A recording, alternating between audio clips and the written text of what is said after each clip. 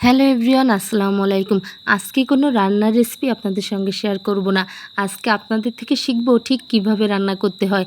আমি শুটকি পছন্দ করি, তবে নিজে রান্না খুব বেশি একটা করি নাই। তো আপনারা যদি একটু শিখিয়ে দেন তাহলে কিন্তু আমি সেভাবে রান্না করে আপনাদের সঙ্গে শেয়ার করতে পারবো। আপনারা কোন অঞ্চলে শুটকি কিভাবে রান্না করেন অবশ্যই কিন্তু জানাবেন। আমিও নতুন নতুন রান্না কিন্তু শিখতে পারবো তাহলে। এখানে আমি 4 পদের শুটকি মাছ এনেছি। এখানে রয়েছে লইট্টা শুটকি, রয়েছে ছুরি শুটকি, রয়েছে ছোট যে মায়া মাছ সাগরের সেই মাছের শুটকি, আর রয়েছে চিংড়ি শুটকি। এই 4 প্রকারের শুটকি নিয়ে এসেছি আপনাদের সঙ্গে। তো আমাকে কিন্তু অবশ্যই আপনারা জানাবেন শুটকিগুলো কীভাবে সংরক্ষণ করলে বেশি দিন পর্যন্ত ভালো থাকে। আমি যেভাবে সংরক্ষণ করেছি সেটাও আপনাদের সঙ্গে শেয়ার করব। এই যে আমি এখানে লইট্টা শুটকি নিয়েছি কিছু। এই লইট্টা শুটকিগুলো আমি কেটে নিব। তারপরে হচ্ছে যে ছুরি শুটকিগুলো আছে এগুলো খুব ভালোভাবে আমি কেটে নিব।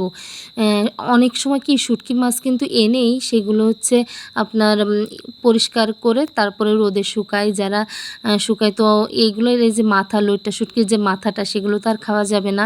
মাথা, পাখনা, লেজ সব কিছুই কিন্তু আমি একটা কাঁচির সাহায্যে কেটে নিয়েছি। তো কেটে নিয়ে ঠিক যতটুকু পরিমাণ শুটকি আমি রান্না করব ঠিক সেরকম সাইজে আমি কেটে নিব।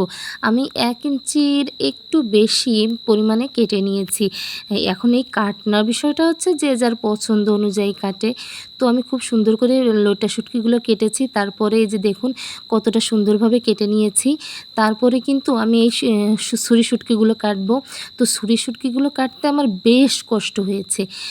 আমি খুব সুন্দর করে কেটে নিয়েছি, কিন্তু বেশ সময় লেগেছে এবং বেশ কষ্ট হয়েছে আমার। আমি চারি সাইডের পাখনাগুলো কেটে নিয়ে তারপরে কিন্তু যতটুকু পিস করতে চাই ঠিক ততটুকু পিসে কেটে নিয়েছি। তো এই ছুরি শুটকি কিন্তু বেশ শক্ত।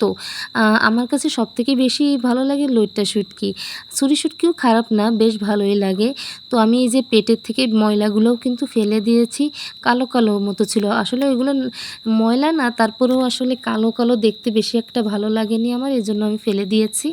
তো এগুলো কিন্তু খুব ভালোভাবে রোদে দিয়ে আমি শুকিয়ে নিব। একটু ভালোভাবে শুকানোর ফলে কিন্তু বেশ অনেকগুলা দিন এগুলো ভালো থাকবে, এবং আমি কিন্তু ফ্রিজে সংরক্ষণ করি, এবং সেটা নরমাল না, কিন্তু ডিপ ফ্রিজে একটু এয়ারটাইট বক্সে করে সংরক্ষণ করি। অনেকে আবার বলতে পারেন এগুলো এঁটে যায় কিনা। না, এগুলো বরফের মতো যেরকম আমরা সাদা মাছ মাংস রাখি ওরকম কিন্তু আটে না। এটা একদম প্রত্যেকটা আলাদা আলাদাই থাকে। তো আমি এভাবে সংরক্ষণ করি। আর কোনো পদ্ধতি আছে কিনা শুটকি সংরক্ষণ করার অবশ্যই কিন্তু আমার ভাই বোনেরা অবশ্যই জানিয়ে যাবেন। আর আপনাদের কাছে কেমন লেগেছে আমার এই আজকের ভিডিওটা অবশ্যই কিন্তু জানাবেন, এবং শুটকি রান্নার পদ্ধতিগুলোও কিন্তু জানাতে ভুলবেন না। সবাই ভালো থাকবেন। আজকে এ পর্যন্ত। আল্লাহ হাফেজ।